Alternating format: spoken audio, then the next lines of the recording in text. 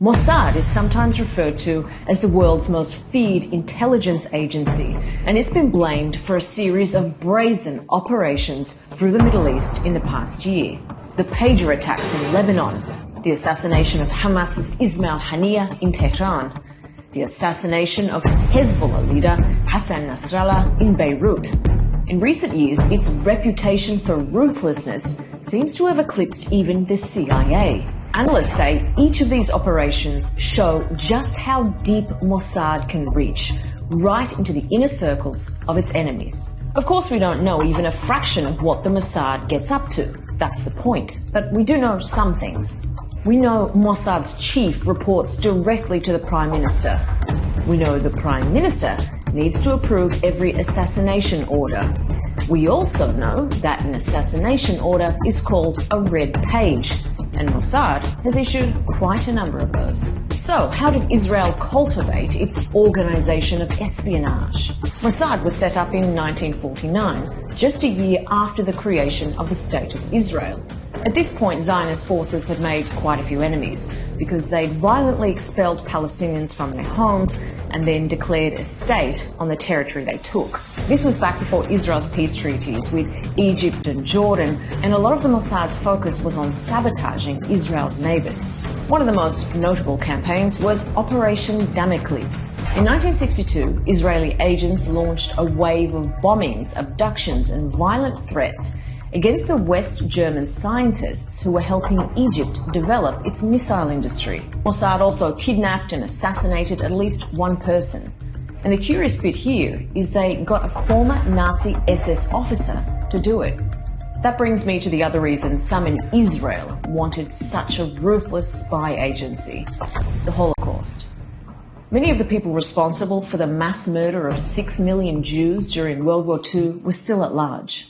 Now, Israel is open about how its agents flouted the sovereignty and laws of different countries through bombings, attempted kidnappings and killings in their hunt for war criminals. Criminals like Adolf Eichmann, who organized the mass deportation of Jews to death camps, and he was never remorseful. In 1960, Mossad found out he'd fled to Argentina like many other Nazis. They tracked him down, living under the alias Ricardo Clement. As Eichmann got off a public bus on his way home from work, agents kidnapped him. He was taken to Israel, put on trial, and executed. But Mossad only managed to track down 3 of 11 high-profile Nazi targets on its hit list. A decade later, though, it was faced with a much more immediate and public challenge. It was the Munich Olympics 1972. Palestinian fighters from a group known as Black September stormed the athletes' village, killed 2 Israelis and took another 9 as hostages. West German police completely botched the rescue operation, and all the hostages were killed. Israel's Prime Minister tasked the Mossad with tracking down those linked to Black September in an operation codenamed Wrath of God. From Rome to Paris to Lebanon, Mossad agents tracked down and killed at least 7 suspects. But Mossad had received warnings about Black September before the Olympics and ignored them. And then while hunting a suspect in Norway, agents killed the wrong man in front of his pregnant wife. They got caught and went to prison before being pardoned. Mossad had another blunder in 1997 when its agents got caught trying to kill Hamas's then political chief, Khaled Mashal, in Jordan, at the request of Benjamin Netanyahu. This time, the US had to bail out the failed assassins. Mossad eventually did kill a Hamas commander, but were caught on camera. Mahmoud al-Mahbou had a red page for kidnapping and killing 2 Israeli soldiers. Here he is in a Dubai hotel, and those 2 tennis aficionados behind him are suspected Mossad agents. He was found dead in his hotel room only hours later. But the agents used forged foreign passports, which created diplomatic crises with 5 countries, not least of all the UAE. And Dubai's police followed the trail all the way back to Tel Aviv. It was around this time that Mossad also started to focus on Iran. Between 2010 and 2021, it killed at least 5 Iranian scientists or military figures inside the country, including senior nuclear physicist Mohsen Fakhrizadeh, who was shot by a remote-control machine gun mounted on a pickup truck.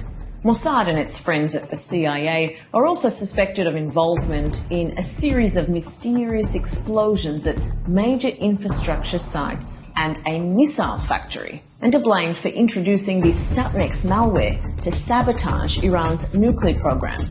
Iran and its allies are still the Mossad's main focus. We saw that with the killing of Haniyeh in Tehran and the attacks on Hezbollah and Nasrallah. The problem with spying and sabotage is that success for one side often means carnage for another. And in the context of the current Middle East, this sabotage can often lead to unimaginable consequences.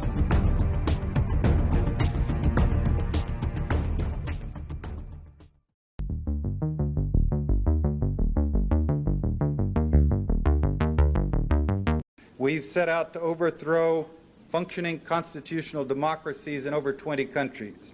We manipulated elections in dozens of countries. We created standing armies and directed them to fight. We went after to organize ethnic minorities to encourage them to revolt. The first thing we did in Nicaragua was to go to the Mosquito Indians, who had never gotten along with the other people in Nicaragua very well, and give them more money than they had seen in the entirety of history, and arms and training and rationales and sanctuaries in Honduras, and sent them into Nicaragua to attack, kill, fight, rape, burn, pillage. And this is an insidious thing. Every society is torn with racial conflicts and conflicts with minorities. Think how violent our nation is. Think what if there were a superpower so big that we didn't dare even flap back or strike back at them, that were coming to our minorities with huge sums of money and arms and training people from our minority groups and sending them into the country to do open acts of violence. How we would rise up and the bloodbath that would ensue. And this has been a technique the CIA has used in Nicaragua, in Thailand, in Vietnam, in Laos, in the Congo, in Iran, Iraq with the Kurds, in different parts of the world. We created, trained, and funded death squads like the Treasury Police in El Salvador that are responsible for killing as many as 70,000 people, according to the count of the Catholic Church. And we've assassinated world leaders, including the United States President in 1963, and I'll get to that in more detail in just a moment. Getting back to the subject of democracy, since that's something that Bush and everyone is talking about right now, I remind you of Chile. In 1973, the CIA organized the overthrow of Salvador Allende, the democratically elected president of Chile. And he was killed in the process, and we killed General Schneider, who was the pro-U.S. defender of the Constitution there, in order to put the CIA's representative Pinochet in power. And Henry Kissinger's, when he was grilled by the Congress over this program, his rationale was, yes, the issues are much too important for the Chilean voters to be left to decide for themselves. Now, there was a long CIA destabilization and propaganda campaign against China. We were parachuting teams from Quemoy, Matsu, Tibet, Burma, Thailand to destabilize China with the propaganda campaign, the propaganda aimed at the United States as well as China and other parts of the world, until eventually we talked ourselves into the Korean War, in which 1 million people were, where we fought China in Korea and 1 million people were killed. There was a long CIA destabilization and propaganda campaign against Vietnam until we talked ourselves into going into Vietnam to fight, and 2 million people were killed. Again, read for yourselves. Read Bill Blum's book, The CIA, A Forgotten History. Read Portrait of a Cold Warrior by Joseph Burkholder Smith, who was a CIA case officer in Southeast Asia. Read Fire in the Lake by Frances Fitzgerald, the daughter of Desmond Fitzgerald, the famous CIA Chief of Operations of Southeast Asia. Read Deadly Deceits by Ralph McGehee, another case officer who served in Southeast Asia. Read Decent Interval by Frank Snapp, who covered the period of time in Vietnam, 73, 75. He and I were colleagues there at that time. Or, if you will, read my own book, In Search of Enemies by Norton, which remains the only insider's detailed account of the inner functionings of a covert action. Or read Washington's War on Nicaragua by Holly Sklar, not written by an insider, but a remarkable detail on the Nicaraguan operation, great detail of how that operation has been run. trying to come to grips with these CIA activities and these broad numbers, trying to figure out how many people have been killed. You can count it up different ways. You can never be sure how many people are killed in the jungles of Laos or the hills of Nicaragua, but adding them up as best we can, we come up with a figure of 6 million people killed, minimum figure. It has to be more than that. 1 million in the Korean War, 2 million in the Vietnam War, 800,000 in Indonesia, a couple of million in Cambodia, 20,000 in Angola, the operation I was part of, 22,000 in Nicaragua, again the figure the New York Times cites. You're dealing with large numbers of people who died who would not have died if our tax dollars had not been spent by the CIA to exacerbate situations and destabilize and set people to fighting. So you began to analyze these figures to figure out who are these 6 million people we've killed. And again, that's a minimum figure. The conservatives tell us it's a dangerous world. Our enemies have to die so we can be safe and secure. Some of them say, I'm sorry about that, but that's the way the world is. We have to accept this reality.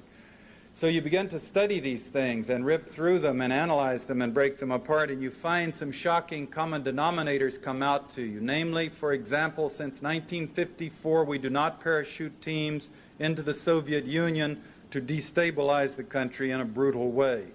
Coincidentally, 1954 was the first year the Soviets developed their actual capability of actually dropping atomic weapons on the United States.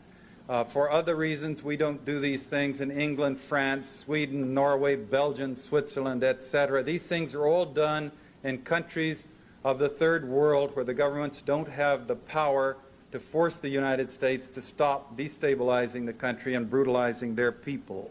These 6 million people killed are people of the Mitumba Mountains of the Congo and the jungles of Southeast Asia and the hills of northern Nicaragua. Conspicuously, they're people who don't have ICBMs or armies or navies. They don't have any capability of doing physical hurt to the United States. The 22,000 killed in Nicaragua, for example, they're conspicuously not Russians. They're not Cuban soldiers or advisors. They're not even percentage-wise mostly Sandinistas. They're mostly rag-poor peasants, including a high percentage of women and children. Communists? I'm sorry, they're mostly Roman Catholics. Enemies of the United States? I can't give you that one either, because we have all these witnesses who've gone down to live in their villages with them, and they invariably come back to testify that the Nicaraguans are the warmest people on the face of the earth, and they love people from the United States, and they simply cannot understand why our leaders would want to rationalize spending $1 billion on a contraforce to go into their villages, to kill them, and mutilate them while their families are forced to watch. His father was a Mossad spy who named his empire Pergamon Press, which was a publishing company that often released medical journals and scientific research. If we analyze old religious scriptures, in them the term Pergamon is named as Satan's throne. The altar of Pergamon is where human sacrifices would take place for many gods, including Baal, Moloch, and Zeus. Her father also purchased the McGraw-Hill textbooks in 1989, which is still used in North America today to teach our students. So this Mossad agent was controlling school education, medical journals, and scientific books, all under a company named after Satan's throne.